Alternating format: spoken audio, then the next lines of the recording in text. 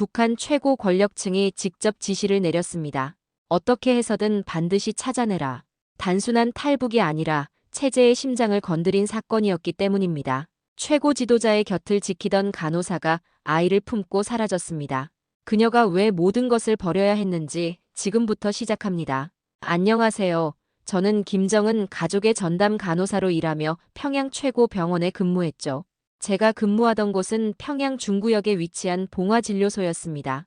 겉보기엔 평범한 건물이지만 내부는 스위스 최고급 병원보다 더 화려했어요.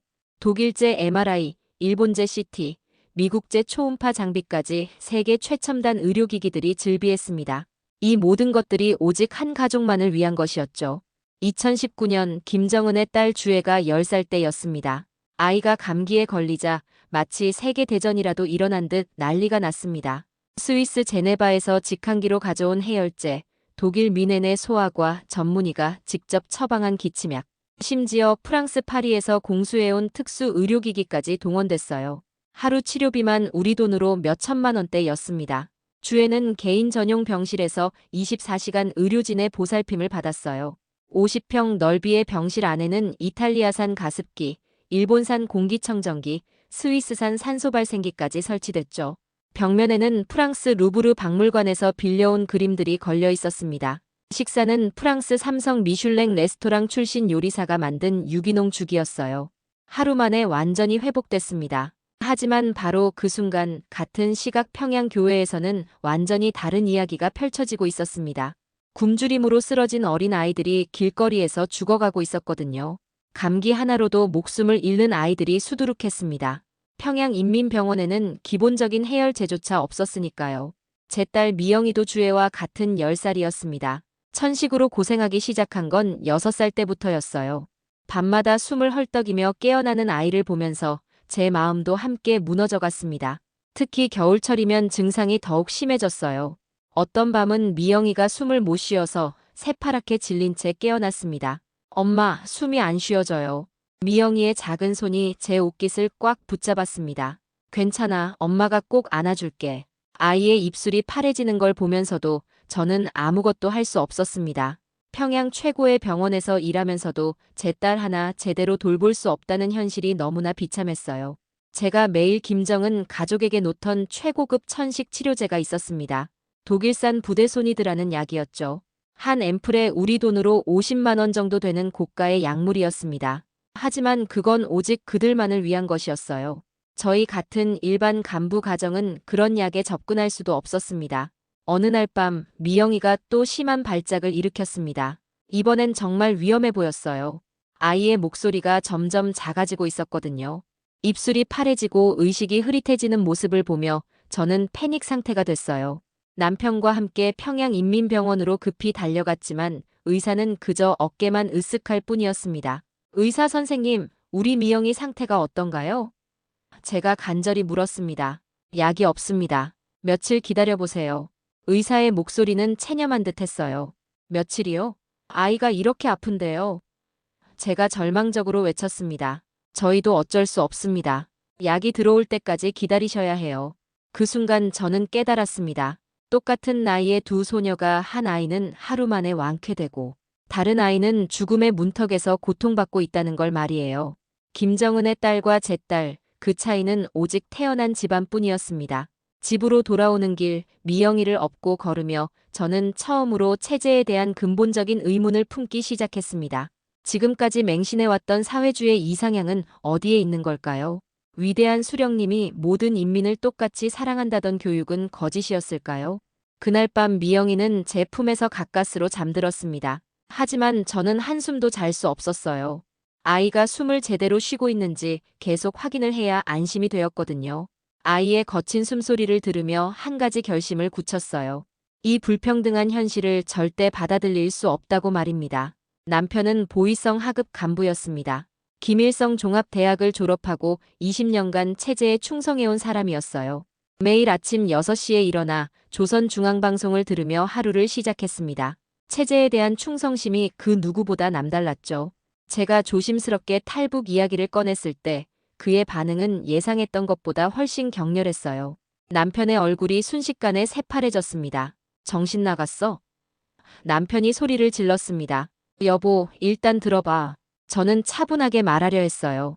우리가 지금까지 누린 게 얼마나 많은데 그걸 다 버리고 도망가자고. 우리 미영이가 죽어가고 있어. 저는 차근차근 설명해 봤습니다. 그게 탈북 이유가 될 수 있어. 여기서 치료하면 돼. 여기서는 치료할 수 없어. 남편은 소리를 지르며 화를 냈습니다. 우리가 지금까지 누려온 특권들을 쭉 나열하기 시작했어요. 매달 받는 특별 배급, 해외 의료 연수 기회, 자녀 교육 혜택까지 모든 것을 포기하고 목숨을 걸고 도망가자는 제 말이 이해가 안 된다는 거였습니다. 병은 고칠 수 있어. 하지만 반역자가 되면 끝이야. 남편이 제 손을 잡고 간절히 말했어요. 알고 있어. 하지만 그게 다 뭔 소용이야? 내 딸이 죽어가고 있는데. 남편 말이 틀린 건 아니었어요. 저는 정말 특별한 사람이었거든요. 매달 받는 특별 배급만 해도 일반 평양 시민의 10배는 됐습니다. 쌀, 고기, 과일까지 최고급 식품들을 공급받았어요. 당신은 모르겠지만 난 매일 봐. 저는 목소리를 높였어요. 김정은 딸이 쓰는 약이 얼마나 비싼 건지, 우리 미영이가 그 약만 있으면 얼마나 좋아질지 말이야. 그건 어쩔 수 없는 거야. 우리는 우리 몫에 만족해야 해. 그 말을 들으며 저는 분노가 치밀었습니다. 어쩔 수 없는 일이라고요. 내 아이가 죽어가는 것도 어쩔 수 없는 일이라는 건가요? 만약 미영이가 정말로 죽게 된다면 어떻게 할 거야? 제가 직접적으로 물었습니다. 남편은 한참 동안 대답하지 못했어요. 그 순간 저는 깨달았습니다. 남편과 저는 완전히 다른 세계에 살고 있다는 걸 말이에요. 남편에게는 체제 안에서의 생존과 안정이 최우선이었습니다. 20년간 보이성에서 일하며 체제의 무서움을 누구보다 잘 알고 있었거든요.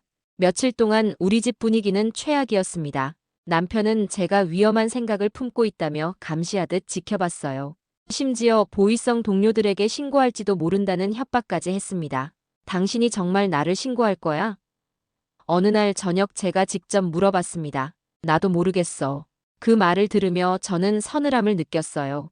20년을 함께 산 남편이 저를 배신할 수도 있다는 현실이 너무 충격적이었거든요. 하지만 그 표정에서 저는 알 수 있었습니다. 남편도 확신이 서지 않는다는 걸 말이에요. 그날 밤 저는 최종 결심을 굳혔습니다. 남편이 저를 막으려 한다면 필요하다면 혼자서라도 미영이와 떠나겠다고 결심했어요. 모성의 힘이 체제에 대한 두려움보다 남편에 대한 의존보다 훨씬 컸거든요. 사실 미영이는 제 둘째 아이였습니다. 첫째 아들 성우를 잃은 지 3년이 지났지만 아직도 그 기억은 생생해요. 매일 밤 꿈속에서 성우를 만납니다. 성우가 폐렴에 걸렸을 때를 떠올리면 지금도 가슴이 찢어지는 것 같아요. 성우는 정말 똑똑하고 예쁜 아이였어요. 5살 때부터 한글을 혼자 읽었고 수학에도 재능이 있었습니다. 장래가 촉망되는 아이였죠. 저는 성우가 커서 의사가 되길 바랐어요. 엄마, 나 커서 의사 될 거야. 성우가 자주 말하곤 했어요. 그래, 왜 의사가 되고 싶어? 아픈 사람들 고쳐주고 싶어서. 성우의 순수한 마음이 너무 예뻤습니다. 그래서 더 많은 아이들을 살릴 수 있을 거라고 생각했거든요. 당시 저는 김정은 가족을 돌보느라 너무 바빴습니다. 김정은의 아들이 감기 기운만 살짝 보여도 온 병원이 발칵 뒤집혔거든요. 최고급 영양제들을 즉시 투여했어요. 스위스에서 직항기로 공수해온 약이었습니다. 한 앰플에 200만 원이 넘는 고가 약물이었죠. 김정은 아들의 병실은 그야말로 궁전 같았습니다. 프랑스산 침대, 독일산 의료 장비, 이탈리아산 가구들로 가득 찬 50평 규모의 공간이었어요. 전담 의료진만 15명이었습니다. 하지만 우리 성우는 완전히 달랐습니다. 평양인민병원에는 변변한 항생제조차 없었어요. 의사 선생님, 성우가 너무 아픈데 좀 더 좋은 약 없나요? 제가 간절히 부탁했습니다. 약이 없어요. 며칠 기다려보세요. 의사는 그저 며칠 기다려보라고만 했습니다. 성우의 열이 40도까지 치솟았는데도 해줄 수 있는 건 찬물 수건으로 열을 식혀주는 것뿐이었어요. 저는 아이를 꽉 안고 울면서 기도했어요. 불과 몇 킬로미터 떨어진 곳에는 성우를 살릴 수 있는 약이 충분히 있는데 저는 그걸 가져올 수 없었거든요. 제가 매일 다루던 그 귀한 약들을 성우에게 줄 수만 있다면 아이는 분명 살 수 있었을 거예요. 하지만 그건 절대 불가능한 일이었습니다. 그 약들은 오직 김정은 가족만을 위한 것이었으니까요. 성우는 합병증으로 결국 한 달을 버티지 못했습니다. 제품에서 마지막 숨을 거둘 때 저는 이 세상이 얼마나 불공평한지 뼈저리게 깨달았어요. 김정은 아들은 감기로 하루 고생하고 최고급 치료를 받는데 내 아들은 폐렴으로 죽어가며 변변한 치료 한 번 받지 못했습니다. 그때부터 저는 김정은 가족을 돌보면서도 끊임없이 비교하게 됐습니다. 이들이 쓰는 최고급 의료진과 장비들, 그리고 평양 일반 병원의 열악한 현실을 말이에요. 제가 섬기던 체제가 얼마나 잔인하고 불합리한지 뼈저리게 깨달았습니다. 성호를 잃고 나서 저는 완전히 변했어요. 체제에 대한 맹신은 깊은 환멸로 바뀌었습니다. 미영이만은 반드시 살려야겠다고 다짐했습니다. 미영이의 천식 발작이 점점 심해졌습니다. 미영이의 손은 언제나 차갑고 입술은 파래져 있었습니다. 이대로 두면 정말 위험할 것 같았어요. 평양인민병원 의사의 말이 계속 귓가에 맴돌았습니다. 이 정도면 해외 치료가 필요합니다. 여기서는 한계가 있어요. 그 체념한 듯한 표정을 보며 저는 더욱 절박해졌어요. 더 이상 기다릴 수 없었습니다. 탈북 준비를 본격적으로 시작하기로 했어요. 하지만 가장 큰 문제는 여전히 반대하고 있는 남편이었습니다. 어느 날 남편이 진지하게 제게 말했어요. 미영이 치료 방법이 정말 없는 거야? 여기서는 절대 없어. 저는 단호하게 대답했어요. 당신 뜻대로 하자. 그 순간 저는 눈물이 났어요. 남편도 결국 아버지였거든요. 체제에 대한 충성심보다 딸에 대한 사랑이 더 컸던 거예요. 하지만 준비할 시간은 정말 부족했습니다. 브로커를 찾아야 했고, 탈출 경로를 정해야 했고, 필요한 자금도 준비해야 했습니다. 결국 저는 지인을 통해 브로커에 대한 정보를 얻을 수 있었습니다. 제 조카가 몇 년 전에 성공했어요. 아주머니가 조심스럽게 말했어요. 정말요? 어떻게 연락할 수 있을까요? 하지만 너무 위험해요. 위험해도 해야 해요. 아시잖아요. 우리 미영이 상태를. 아주머니는 제 절박한 심정을 이해하는 듯 고개를 끄덕였습니다. 드디어 실행에 옮기는 날이 됐습니다. 브로커가 알려준 만남 장소는 신의주 근처 압록강 변이었습니다. 평양역에서 신의주행 야간 열차에 올랐을 때 제 심장은 터질 듯 뛰었습니다. 검표원이 다가왔을 때 남편이 자연스럽게 대답했습니다. 가족여행이에요. 신의주 친척집에 다녀오려고요. 다행히 검표원은 별다른 의심을 하지 않았습니다. 하지만 저희는 한순간도 긴장을 늦출 수 없었어요. 신의주에 도착한 건 새벽 4시였습니다. 차가운 강바람이 불어와 온몸을 떨게 했습니다. 강변에 도착했을 때 저는 공포에 사로잡혔어요. 10월의 압록강은 얼음장같이 차가웠고 강폭이 생각보다 훨씬 넓었거든요. 어둠 속에서 물소리만 으르렁거리며 흘러가고 있었습니다. 저기 보이는 고무보트로 가야 해요. 브로커가 작은 고무보트를 가리켰습니다. 고무보트는 생각보다 훨씬 작았어요. 4명이 타기에는 너무 비좁았습니다. 정말 이걸로 건널 수 있을까? 남편이 불안해했어요. 다른 방법이 없어요. 빨리 타세요. 그 순간이었어요. 멀리서 서치라이트가 강물을 훑기 시작했습니다. 북한군 순찰대였어요. 엎드리세요. 브로커가 소리 없이 외쳤습니다. 저는 미영이를 꽉 안고 보트 바닥에 엎드렸어요. 서치라이트가 저희 머리 위를 지나갔습니다. 만약 들키면 즉시 총살당할 수 있는 상황이었거든요. 멀리서 개 짖는 소리가 들렸어요. 출발합니다. 절대 소리 내지 마세요. 브로커가 노를 젓기 시작했습니다. 고무보트가 강물에 떠오르자 차가운 물이 바닥으로 스며들어왔어요. 미영이가 추위에 떨기 시작했습니다. 미영아 조용히 해. 절대 소리 내면 안 돼. 저는 아이를 더욱 꽉 안았습니다. 강 중앙쯤 왔을 때 정말 무서운 일이 벌어졌습니다. 북한군 순찰선이 저희 쪽으로 다가오고 있었거든요. 엔진 소리가 점점 가까워졌어요. 모두 물속으로 숨어야 해요. 브로커가 급하게 말했습니다. 뭐라고요? 남편이 놀라며 물었어요. 순찰선이 오고 있어요. 들키면 죽어요. 그 순간 저는 절망했어요. 10월에 압록 강물에 들어가면 체온 저하로 죽을 수도 있었거든요. 그러나 더 이상 선택의 여지가 없었습니다. 저는 미영이를 가슴에 꽉 안고 차가운 강물에 몸을 맡겼어요. 영하 2도의 강물이 온몸을 관통했습니다. 추위가 뼈까지 파고들어 의식이 흐려질 정도였어요. 미영이의 작은 몸이 벌벌 떨리는 게 느껴졌습니다. 순찰선이 저희 위를 지나갔어요. 엔진 소리가 머리 위로 지나가면서 물이 더욱 차갑게 느껴졌습니다. 저는 미영이가 익사하지 않도록 목을 물 위로 내밀어주면서 필사적으로 버텼어요. 거의 지나갔어요. 조금만 더 참아요. 브로커가 속삭였습니다. 3분이 지났을까요? 순찰선의 불빛이 멀어지기 시작했어요. 그제야 저희는 보트 위로 올라갈 수 있었습니다. 미영이의 입술이 파래져 있었어요. 남편이 자기 옷을 벗어서 미영이를 감쌌습니다. 그 순간 미영이가 심한 기침을 하기 시작했습니다. 차가운 강물과 공포 때문에 천식 발작이 또 시작된 거였어요. 30분이 더 지나서야 중국 쪽 강변에 도착할 수 있었어요. 중국 브로커가 저희를 기다리고 있었습니다. 드디어 북한 땅을 벗어난 거였어요. 하지만 이건 시작에 불과했습니다. 베이징까지는 화물차 짐칸에 숨어야 해. 중국 브로커가 말했습니다. 화물차요? 3일간 물과 빵 한 조각으로 버텨야 해.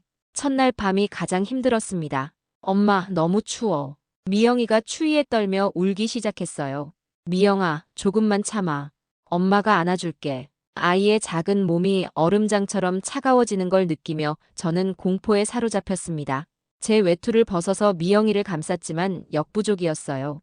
둘째 날에는 더 큰 시련이 기다리고 있었습니다. 준비해온 물이 떨어진 거예요. 미영이가 칭얼거릴 때마다 제 심장이 찢어지는 것 같았어요.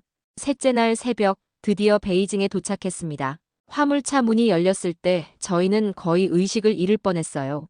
베이징에서 다시 기차를 갈아탔습니다. 이번에는 광저우까지 30시간을 기차 화장실에 숨어서 가야 했어요. 광저우에서 라오스로 가는 길은 더욱 위험했습니다. 작은 어선 한 척에 50명이 넘는 사람들이 빽빽하게 들어차 있었어요. 이 배로 정말 갈 수 있을까? 남편이 불안해했어요. 가야지, 다른 방법이 없어. 풍랑이 심한 밤바다를 12시간 동안 항해해야 했어요. 배가 전복될 뻔한 순간이 3번이나 있었습니다. 그리고는 마침내 라오스 해안에 도착했을 때 저희는 거의 시체 상태였습니다. 3주간의 극한 여정이 끝난 거였죠. 하지만 진짜 생과 사의 갈림길은 이제부터 시작이었어요. 라오스 해안에서 비엔티안까지 가는 길도 순탄하지 않았습니다. 브로커가 마련해준 은신처는 시내 외곽에 위치한 허름한 여관이었어요. 창문도 제대로 닫히지 않고 벽지는 곳곳이 뜯어진 초라한 곳이었습니다. 하지만 그곳에서라도 3일간 숨어 지내며 다음 계획을 기다릴 수 있다는 것만으로도 안도했어요. 그런데 셋째 날 새벽 5시, 브로커가 급하게 달려왔습니다. 얼굴이 새파랗게 질려 있었고 식은땀을 흘리고 있었어요. 평소 침착하던 브로커의 모습이 아니었습니다. 뭔가 큰일이 벌어졌다는 걸 직감적으로 알 수 있었어요. 큰일 났어요. 브로커가 숨을 헐떡이며 말했어요. 무슨 일이에요? 저는 불안한 마음에 물었어요. 북한 공작원들이 라오스로 왔어요. 그 말을 듣는 순간 온몸에 소름이 돋았습니다. 설마 이곳까지 쫓아올 줄은 전혀 예상하지 못했거든요. 중국에서 놓쳤으니 포기했을 거라고 생각했는데 그게 아니었습니다. 브로커는 자신의 정보망에 대해 설명했어요. 북한 내부에 뇌물을 받고 정보를 제공하는 사람들이 있다고 했습니다. 그들을 통해 북한의 모든 동향을 실시간으로 파악하고 있다는 거였어요. 더욱 충격적인 사실은 김정은이 직접 지시를 내렸다는 것이었습니다. 어떻게 해서든 찾아내라는 최고 지도자의 직접 명령이 떨어졌어요. 단순한 탈북자 한 가족을 이렇게까지 혈안이 되어 찾는 이유가 무엇일까요? 그제야 저는 깨달았습니다. 제가 김정은 가족의 건강 상태와 관련된 모든 비밀을 알고 있다는 걸 말이에요. 김정은의 지병, 가족들의 건강 문제, 심지어 김정은 딸의 특이한 알레르기 반응까지 모든 의료 정보를 손바닥 들여다보듯 알고 있었거든요. 특히 김정은의 건강 상태가 알려지면 권력 구조 전체가 흔들릴 수 있었습니다. 그래서 죽이든 살리든 무조건 잡아가야 하는 거였어요. 북송되면 저희 가족은 확실히 죽는다는 걸 알았습니다. 일반적인 정치범 수용소가 아니라 즉시 처형될 가능성이 높았어요. 아이의 상태는 더욱 악화되고 있었습니다. 이런 상황에서 병원에 갈 수도 없고 약을 구할 수도 없어서 아이는 점점 위험해지고 있었어요. 브로커가 한참 고민하더니 한 가지 방법이 있다고 했습니다. 위험하지만 가능성은 있다는 거였어요. 한국의 탈북자 지원 단체와 연결해주겠다고 했습니다. 그들이 라오스 당국과 어느 정도 협력 관계를 유지하고 있다는 거였어요. 2시간 후 한 단체의 관계자와 전화 통화를 할 수 있었습니다. 전화 너머 목소리는 생각보다 차분했어요. 이런 상황에 익숙하다는 느낌이 들었습니다. 그분은 현재 상황에서 가장 안전한 방법을 제시했습니다. 라오스 경찰에 자진 신고하는 것이었어요. 라오스 법상 불법 입국자로 구금되면 한국 대사관에서 보호 요청을 할 수 있다는 거였습니다. 그러면 북한으로 송환되지 않고 한국으로 추방될 가능성이 높다고 설명했어요. 하지만 그것도 위험한 도박이었습니다. 만약 북한 공작원들이 저희를 먼저 찾는다면 끝장이었거든요. 라오스 경찰보다 북한 공작원들이 더 빨리 움직일 수도 있는 상황이었어요. 그때 창밖으로 검은 승용차 2대가 여관 앞에 서는 게 보였습니다. 차에서 내린 사람들의 옷차림과 행동거지가 심상치 않았어요. 한눈에 봐도 일반 관광객이 아니었습니다. 드디어 저희를 찾아낸 거였어요. 저는 미영이를 안고 뒷문으로 뛰었습니다. 남편도 황급히 짐을 챙겨 따라왔어요. 심장이 터질 듯 뛰면서도 한 가지 생각만 했어요. 절대 잡힐 수는 없다는 것이었습니다. 저는 죽더라도 우리 딸 미영이만은 살려야 했어요. 뒷골목으로 나와 택시를 잡았습니다. 운전사에게 경찰서로 가달라고 다급하게 소리쳤어요. 운전사가 이상하다는 듯 쳐다봤지만 상황을 설명할 겨를이 없었습니다. 택시 안에서 한국지원단체에 다시 전화를 걸었습니다. 지금 경찰서로 가고 있다고 말하자 자진 신고하면 즉시 한국대사관에 연락하겠다고 했어요. 절대 포기하지 말라는 당부의 말도 잊지 않았습니다. 택시가 비엔티안 중앙경찰서 앞에 멈췄을 때 저는 뒤를 돌아봤습니다. 그리고 소름이 돋았어요. 검은 승용차 한 대가 저희를 따라오고 있었거든요. 북한 공작원들이었습니다. 남편은 미영이를 업고 뛰기 시작했고 저는 뒤따랐습니다. 경찰서 입구까지는 불과 100m였지만 그 거리가 마치 몇 킬로미터처럼 느껴졌어요. 그 순간 남편이 미영이와 함께 넘어졌습니다. 저는 본능적으로 미영이를 안고 뒤도 돌아보지 않고 뛰었어요. 뒤에서는 멈춰 라며 누군가 소리쳤습니다. 드디어 경찰서 입구가 바로 앞에 보였습니다. 20m, 10m. 경찰서 문을 밀고 들어갔어요. 다행히 뒤이어 남편도 따라 들어왔죠. 그 순간 안도의 한숨이 나왔어요. 이제 안전한 곳에 도달한 거였거든요. 저는 떨리는 다리로 겨우 접수대에 다가갔습니다. 저희는 북한에서 온 사람들이고 불법 입국을 신고하러 왔습니다. 1시간 후 저희는 라오스 출입국 관리소 구금시설에 수용됐습니다. 이제야 안전하다는 생각이 들었어요. 여기서라면 북한 공작원들도 함부로 손을 댈 수 없을 테니까요. 하지만 동시에 새로운 공포가 시작됐습니다. 라오스 당국이 저희를 북한으로 송환할지도 모른다는 두려움이었거든요. 구금시설에서 매일 아침 눈을 뜰 때마다 오늘이 북송되는 날은 아닐까 하는 두려움에 떨어야 했어요. 잠을 제대로 잘 수도 없었습니다. 조금이라도 소음이 들리면 북한 공작원들이 온 것은 아닌지 가슴이 철렁했어요. 어느 날 한국지원단체에서 연락이 왔습니다. 제가 김정은 가족의 전담 간호사였다는 사실이 한국대사관에 전해졌다는 거였어요. 이 때문에 사안이 매우 중요하게 취급되고 있다고 했습니다. 6일째 되는 날 구금시설 담당자가 저희에게 좋은 소식을 전해줬습니다. 한국 정부와 라오스 정부 간의 협상이 진전을 보이고 있어요. 며칠 후 한국 대사관 직원이 저희를 데리러 왔을 때의 그 안도감을 어떻게 표현할 수 있을까요? 정말 고생 많으셨습니다. 이제 안전해요. 그분이 저희에게 건넨 첫마디가 지금도 기억에 생생합니다. 그리고 대한항공 기내에서 인천공항이 보이기 시작했을 때의 그 감격을 평생 잊을 수 없을 것 같아요. 창밖으로 보이는 한강과 고층 빌딩들, 그리고 아름다운 한국의 풍경이 마치 천국처럼 보였습니다. 인천공항에 내리자마자 저희는 일반 승객들과는 완전히 다른 특별한 동선으로 안내받았습니다. 보안상의 이유로 별도 통로를 통해 움직였어요. 통일부 관계자들이 저희를 기다리고 있었습니다. 하지만 제일 급한 건 미영이의 치료였어요. 공항에서 바로 응급차로 병원으로 향했습니다. 천식이 상당히 심각한 상태네요. 담당 의사가 미영이를 진찰하고 말했습니다. 다행히 늦지 않았어요. 바로 치료 시작하겠습니다. 그 말을 들은 순간 저는 다리에 힘이 풀려 주저앉았어요. 다행히 늦지 않았다는 그 말이 그렇게 고마울 수가 없었거든요. 미영이가 산소 마스크를 쓰고 치료받는 모습을 보면서 남편이 제 손을 잡았습니다. 여보, 애썼어. 우리 모두 함께 해낸 거야. 그날 병원에서 미영이가 안정을 찾고 편안하게 잠든 모습을 보면서 저희 가족은 처음으로 진짜 평화를 느꼈어요. 한국에 정착한 지 6개월이 지난 2020년 5월, 저에게 특별한 제안이 들어왔습니다. 국정감사에서 북한 의료 실태에 대해 증언해달라는 것이었어요. 처음에는 망설였습니다. 아직도 북한에 있을 제 가족들이 걱정됐거든요. 하지만 미영이가 건강하게 뛰어노는 모습을 보면서 마음을 굳혔어요. 다른 북한 아이들도 치료받을 권리가 있다고 생각했거든요. 국회 국정감사장에 들어섰을 때의 그 긴장감을 지금도 잊을 수 없어요.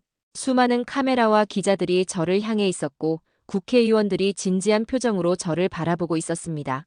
북한 권력층의 의료 실태가 어떤가요? 김정은 가족은 감기 한 번에도 스위스산 약을 씁니다. 저는 떨리는 목소리로 증언했어요. 제가 아는 모든 내용을 말했고 제 증언은 언론을 통해 널리 알려졌습니다. CNN, BBC 등 해외 언론에서도 보도했어요. 북한 최고 권력층 간호사의 충격 증언이라는 제목으로 전 세계에 알려졌습니다. 국제사회에서도 북한 의료 불평등 문제에 관심을 갖기 시작했어요. 유엔 인권위원회에서도 제 증언을 인용했습니다. 특히 제가 경험한 목숨 건 탈북 루트가 전 세계를 놀라게 했습니다. 이런 내용들이 각국 언론에 보도되면서 사람들은 경악했어요. 그렇게 험난했던 시간들을 지나 지금 미영이는 학교에서 친구들과 마음껏 뛰어놀고 있습니다. 천식 발작 없이 편안하게 잠드는 모습을 볼 때마다 저는 감사했어요. 북한에서는 상상도 못했던 일이었어요. 남편도 이곳 생활에 잘 적응하고 있습니다. 어느 날 남편이 말했어요. 아직도 북한에는 미영이 같이 제대로 치료 못해서 고생하는 아이들이 많을 텐데 그들을 돕고 싶어. 그래서 남편도 탈북자 단체에서 활동하기 시작했어요. 북한 인권 개선을 위한 일에 참여하게 된 거죠. 2021년 봄, 저희 가족은 서울 한강공원으로 놀러 갔습니다. 미영이가 연을 날리며 즐거워하는 모습을 보면서 저는 생각했습니다. 벚꽃이 만발한 아름다운 봄날, 아이가 자유롭게 웃고 뛰어노는 모습이 얼마나 소중한지 새삼 깨달았어요. 어느 날 아이가 말했습니다. 엄마, 나는 커서 의사가 될 거야. 정말? 왜? 그래서 북한 아이들도 치료해주고 싶어. 그 말을 듣는 순간 저는 눈물이 났어요. 성우도 의사가 되고 싶어 했는데 저는 미영이를 꼭 안아주었습니다. 자유롭게 꿈을 꿀 수 있는 이 땅에서 제 아이가 다른 누군가의 생명을 구하는 사람으로 자라나기를 바랍니다. 그것이 우리가 목숨을 걸고 찾아온 진정한 자유의 의미일 거예요. 북한 최고 권력층 간호사가 딸의 생명을 구하기 위해 모든 것을 걸고 자유를 찾은 이야기 어떠셨나요? 체제의 불평등 앞에서도 굴복하지 않은 한 어머니의 용기가 오늘날 우리가 누리는 자유의 소중함을 다시 한번 깨닫게 해줍니다. 이것이 바로 대한민국입니다. 절망 속에서도 희망의 손길을 내미는 나라. 생명 앞에서는 국경도 체제도 뛰어넘는 따뜻한 마음을 가진 나라입니다. 우리가 얼마나 자랑스러운 대한민국 국민인지 새삼 느껴지지 않으신가요? 가고 싶은 곳을 마음대로 갈 수 있고 자유롭게 꿈을 펼칠 수 있는 민주주의 대한민국. 이 땅에 태어난 것이 얼마나 큰 축복인지 새삼 깨닫게 됩니다. 이런 감동적인 이야기가 더 많은 분들께 전해져 우리나라의 진정한 가치를 알릴 수 있도록 구독과 좋아요도 부탁드려요. 댓글로도 대한민국에 대한 여러분의 자부심을 남겨주세요. 시청해주셔서 감사합니다.